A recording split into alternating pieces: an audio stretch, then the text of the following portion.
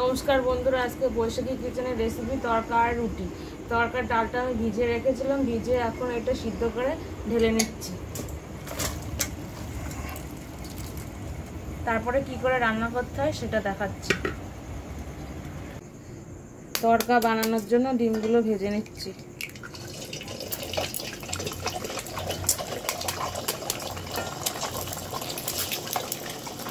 একটুখানি লবণ দিয়ে দিচ্ছি।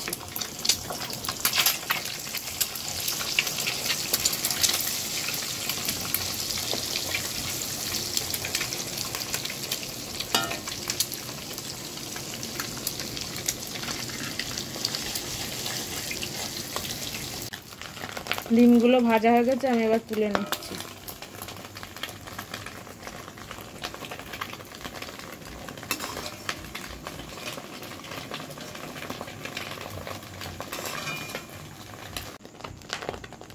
তড়কা রান্নার জন্য আদা কুচি, পেঁয়াজ কুচি, রসুন কুচি, টমেটো দিয়ে দিচ্ছি তেলের মধ্যে।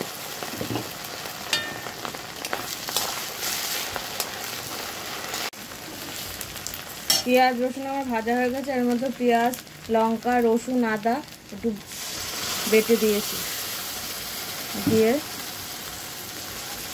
লবণ, হলুদ দিয়ে মশলাটাকে ভালো করে কষিয়ে নিচ্ছি, নিয়ে তড়কা ঢেলে দিচ্ছি।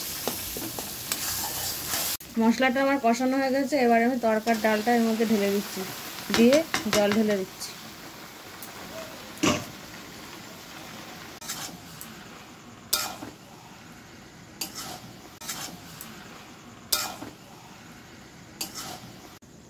তড়কার ডাল আমার কষানো হয়ে গেছে, এবার আমি জল ঢেলে দিচ্ছি,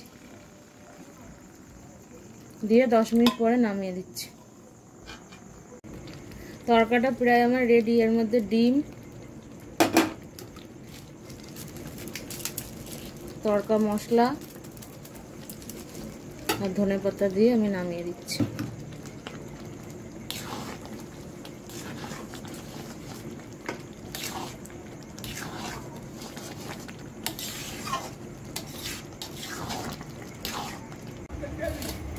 তড়কা রুটি রেডি। এটা আমাদের রাতের খাবার।